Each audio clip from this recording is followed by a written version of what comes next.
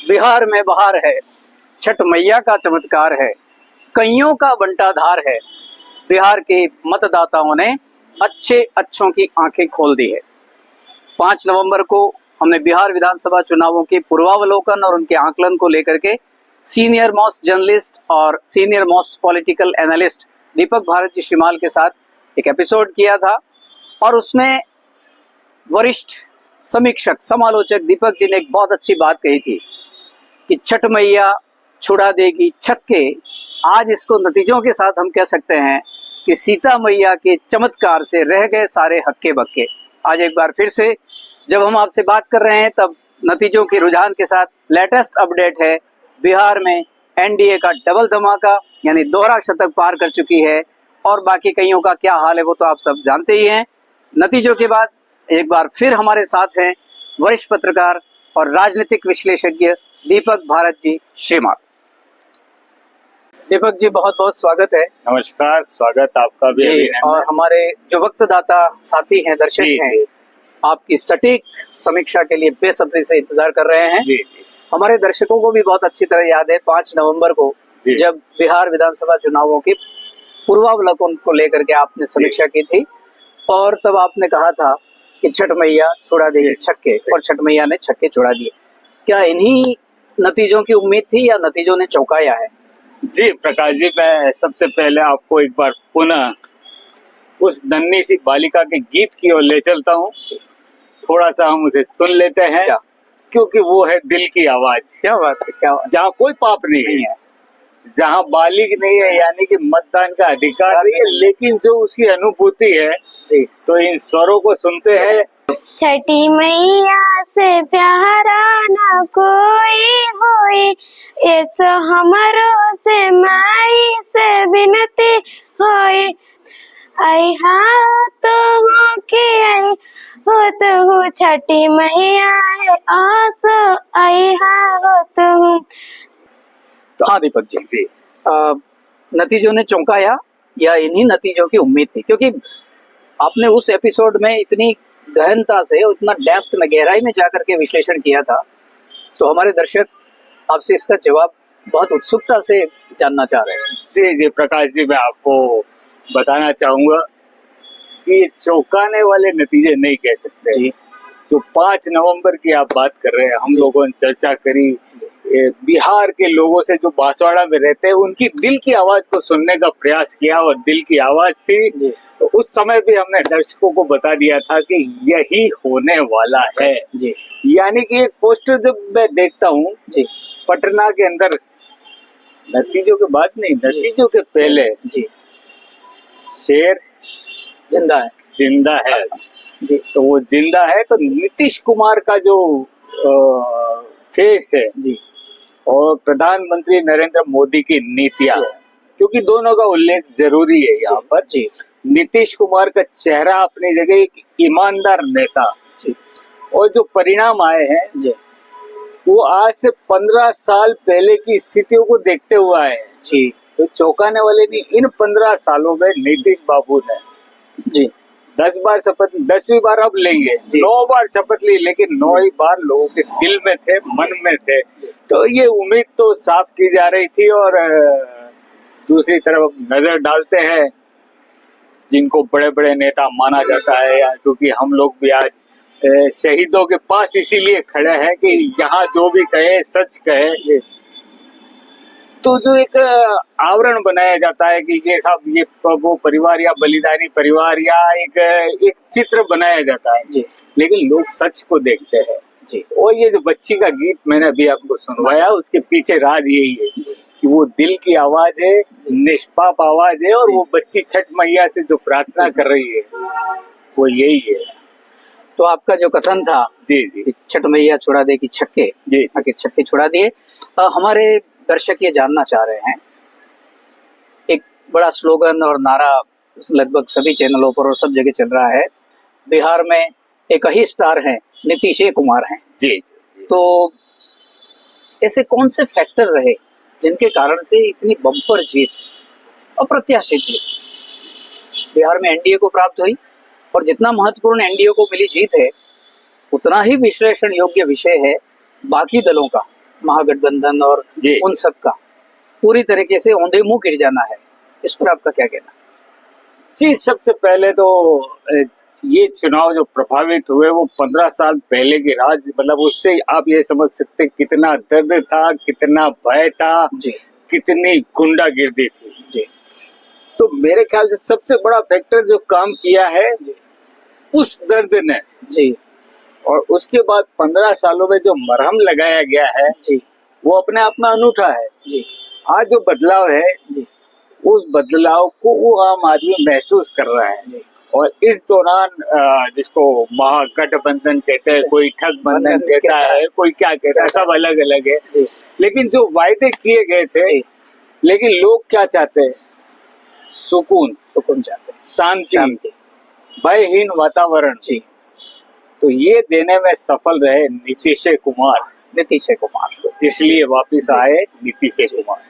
दीपक जी, आपको लगता है कि उस एपिसोड में हमने जसवंत पासवान से एक बातचीत की थी, जी जी, उसका एक थोड़ा सा अंश जो 15 साल से लेकर जी। के आज तक के विकास और सुकून और शांति और वहाँ व्यवस्थागत सारी स्थितियां अनुकूल होना जो आप बता रहे हैं, हम कुछ सेकंड के लिए जसवंत पासवान की बातचीत भी सुन लेते हैं और हमारे दर्शकों को भी सुनवा देते हैं। जी जी जी, बिल्कुल। तो ये जसवंत जी, हमने जसवंत से ही क्यों बात की? जी जसवंत से बात करने के पीछे आम आदमी जी दो चीजें उस समय मेरा आपको याद होगा तो कहा था कि हिंदुस्तान दिल से चलता है, दिमाग से नहीं चलता। ज्यादा जिसको डेढ़ अक्कल कहा जाता है उससे नहीं चलता। उससे नहीं चलता। यह दिल भी मजबूत है और दिमाग तभी चलेगा जब दिल चलेगा। जी धड़कने बंद हो गई तो दिमाग आपका काम नहीं करेगा। इसी चीज को लोग समझ नहीं पाए। जी तो जसवंत पासवान ने जो कहा था, जी जैसे 30,000 का लॉलीपॉप दिया गया कि सरकार आ गई 30,000 महिलाओं को दिए जाएंगे, तो जसवंत ने अपनी महिला यानी कि अपने औरत की तरफ इशारा करके कहा था कि अगर इसको 30,000 मिल जाएंगे तो क्या ये घास के टोपले उठाएगी, क्या ये भैंसों को चराएगी? ये सवाल थे। जी तो जो है ना, बड़ी बड़ी यूनिवर्सिटियों के नाम लिए जाते हैं, हार्वर्ड, हाँ, और ऑक्सफोर्ड और ये सारे, है ना, ऑक्सफोर्ड, जी लेकिन ये सारे फोर्ड हो जाते हैं वहां पे, क्योंकि हमारा जसवंत यानी कि हिंदुस्तान का आम आदमी वो जानता है कि इसने शहीद हुआ तो क्यों हुआ। जी ये इसके हाथ में बंदूक नहीं देखेगा, वो उसके जज्बे को पहचानेगा। जी एक आदमी 10 को मार सकता है तो वो उसका जज्बा है। हथियार से ज्यादा जज्बे काम करते हैं और इसी जज्बा तो वो कोई समझ नहीं पाया। जी तो सबसे बड़ी चीज ये रही है। तो सब इसमें साफ साफ है कि अगर आप दिल के साफ हो तो लोग आपके साथ दिल के साफ हैं तो लोग आपके साथ हैं। दीपक जी, क्या इस चुनाव के नतीजों से बिहार के मतदाताओं के मूड को पूरे भारत के मतदाताओं के मूड के रूप में देखा जा सकता है? जी जी बिल्कुल, बहुत अच्छी बात कही है आपने जी। क्योंकि यहाँ पर भारतीय जनता पार्टी और नीतीश कुमार का जो गठबंधन है, कितनी ईमानदारी है, कितनी बेईमानी है, ये तो कुछ घंटों बाद पता चलेगा या कुछ दिनों बाद पता चलेगा। लेकिन एक चीज साफ है कि जो बदलाव नीतीश ने करके दिखाया जी और उससे कम समय मोदी को मिला, जी जी, तो जो मोदी ने भी जो किया और जो आज स्थितियां बन रही है जी, दोनों में काफी अंतर है। मैं आपको बताना चाहूंगा कि वो दृश्य आपने भी देखे होंगे जब मोटरसाइकिल के ऊपर राहुल गांधी जा रहे थे जी, प्रियंका गांधी जी उनके पास थी जी, राहुल गांधी ने कहा बैठ जाओ, तो प्रियंका गांधी का जवाब था आप एंजॉय करो। जी। तो मतदाता समझता है कि देश के प्रति जिम्मेदारी अलग चीज है और एंजॉय करना अलग चीज है। बहुत अच्छा उत्तर दिया जी। तो ये ही सबसे बड़ी चीज है। दूसरा, राहुल गांधी उतर रहे हैं तालाब में जी, मछलियां पकड़ रहे हैं। मछलियां कभी हाथों में आती नहीं, बड़ी तेज होती है, वो भी फिसल जाती, चिकनी होती है। तो हिंदुस्तान का मतदाता इन चीजों को समझ सकता है। हिंदुस्तान का आदमी उस मच्छी को अगर पत्थर हाथ में तो भी मार देगा, वो पानी में नहीं उतरेगा। इतनी ताकत की बुद्धि उसके अंदर है।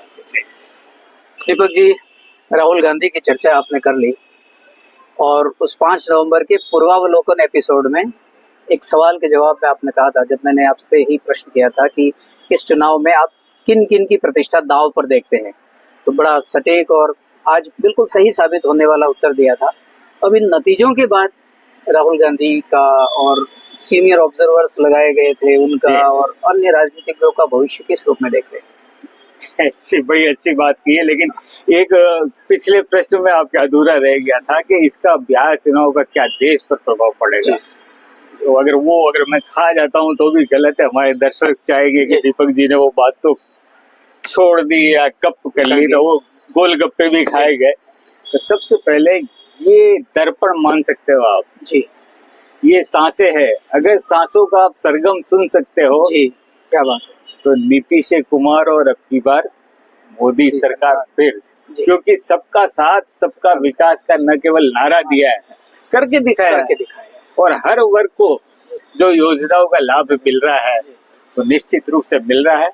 तो आपके इस उत्तर से हम ये मानकर चलें कि 2029 का जो लोकसभा चुनाव है उसमें फिर से मोदी जी को भारत के मतदाताओं का, भारत की जनता का उतना ही सपोर्ट मिलना अवश्यंभावी, ऐसा मान के चलें आपके इस उत्तर से? देखिए, साफ चीज मैं बता दूं आपको, हिंदुस्तान दिल से चलने वाला देश है और हिंदुस्तान का मतदाता बहुत शार्प है जी। चाहे वो अनपढ़, वो गांव का किसान हो या भैंस चराने वाला आदमी हो या औरत हो, वो हर चीज को समझता है जी। राहुल गांधी के साथ सबसे बड़ी समस्या है कि उनके पास अपनी कोई टीम नहीं है जी। अपनी ही पार्टी के लोगों को कभी लंगड़ा घोड़ा बना दिया, कभी रेस का घोड़ा बना दिया। अब आपको ही पता नहीं कि जो घोड़े हैं आपके पास में, जो अस्तबल है उसमें जो घोड़े हैं, आपको उनका ही उपयोग करना है। अमेरिका का घोड़ा हमारे काम नहीं आएगा, या रेगिस्तान का ऊंट लिया है तो काम नहीं आएगा। तो वो इसलिए आपको बता रहा हूँ कि आपने बड़ी चतुराई से सवाल किया है। जी। तो वो चतुराई भला सवाल आपने ये किया है कि राहुल गांधी और अन्य नेता आपने नाम नहीं लिया जी, क्योंकि जिनको ऑब्जर्वर लगाया था जी, वो ऑब्जर्वर इस कीड़े की तरह ही थे जी। कारण ये, जो अशोक गहलोत, आपने नाम नहीं लिया जी, जो अशोक गहलोत पहले ही हाई कमान को ठेंगा दिखा चुके हैं, वो जग जाहिर है जी, पूरा देश देख रहा है जी। उनको ऑब्जर्वर बनाने के पीछे भी राजनीति थी जी। राजनीति बड़ी गहरी है ये सब, बिल्कुल सही है। ये राजनीति ये है कि राहुल के कद को या उसकी बात को कोई काट सकता है तो वो अशोक गहलोत है। कांग्रेस के अध्यक्ष नहीं बने अशोक गहलोत जी, लेकिन ये दर्शाता है साफ कि अशोक गहलोत आज की तारीख में राहुल गांधी से ज्यादा निर्णय लेने की क्षमता रखते हैं। ये परिदृश्य हमारे दर्शकों को भी जानना चाहिए जी, और लोगों को भी समझना चाहिए कि अशोक गहलोत ही क्यों। अंतः विधानसभा उपचुनाव के जो नतीजे आए उसमें थोड़ी बहुत राहत अनुभव कर सकते हैं गहलोत? अब देखिए साहब, ये बड़ा उलझा हुआ मकड़ी वाला जाल है कि अशोक गहलोत राहत महसूस कर सकते हैं या वसुंधरा को अपने आप पे ये होगा, या भजन लाल जी क्या भजन ही करते रहे। ये जो अंता चुनाव हुआ है आपको व्यक्तिगत रूप से देखना पड़ेगा जी। जो प्रत्याशी कांग्रेस ने बनाया जी, उसका जो सामाजिक संबंध है, वो लोगों को मुफ्त में खाना खिलाता है जी, वो लोगों को मुफ्त में उपचार करता है, ये खुद अशोक गहलोत भी स्वीकार कर चुके हैं जी। आरोप उनके ऊपर कई लगे, लेकिन जमीनी सच्चाई ये है कि जरूरतमंद की जिसने मदद करी हो, चाहे वो नीतीश कुमार हो या आपके जैन साहब हो जी, तो कहीं ना कहीं जीत में कांग्रेस अपना क्रेडिट नहीं ले सकती। मैं आपको फिर साफ कर दूं, या अशोक गहलोत का कैंडिडेट आप नहीं मान सकते जी। ये उसके कर्मों का परिणाम है अंता चुनाव। और जहां तक बात आती है सरकार जी, भजन लाल, तो भजन लाल जी को कहीं ना कहीं एक ठेस धक्का जरूर लग सकता है, लेकिन अब उसके पीछे भी कई कारण है कि क्योंकि अंता जिस जगह है वो किसका क्षेत्र है, वहाँ सारा प्रभार किसको दिया गया, बड़ी चतुराई से हर चाल चली गई। लेकिन इस चतुराई के पीछे भी और चतुराई छिपी हुई है जी। तो यहाँ इसको समझना आसान नहीं, क्योंकि मकड़ी अपना जाल बनाती है तो कब कहाँ से कहाँ आएगी जाएगी कोई वैज्ञानिक भी नहीं बता सकते। मतदाताओं ने दिखाई चतुराई और राजनेता चाहे अपनी चालों के हिसाब से परिणाम को प्रभावित करते रहे हों, लेकिन बिहार के मतदाताओं ने एक बहुत बड़ा संदेश दिया है पूरे भारत के मतदाताओं को। बिहार के नतीजे हर किसी को, जीतने वालों को भी, पूरी तरह से पराजय का सामना करने वालों को भी एक बड़ा सबक और सीख देते हैं। इस एपिसोड में हम आपसे लेते हैं विदा, फिर नए किसी विषय के साथ मुलाकात होगी आपसे। नमस्कार जी। चलते चलते फिर कहना चाहूंगा कि आपका एक मत इस हिंदुस्तान की तस्वीर और तकदीर बना सकता है, और आपका एक ही मत इन शहीदों के वास्तविक सम्मान दे सकता है। क्योंकि जो 150वीं जयंती चल रही हो, चाहे वो बिरसा मुंडा की हो, सरदार वल्लभ भाई पटेल की हो, वंदे मातरम की हो, तो दोस्तों हम तो चाहेंगे एक बार फिर दिल से कहो वंदे मातरम। नमस्कार।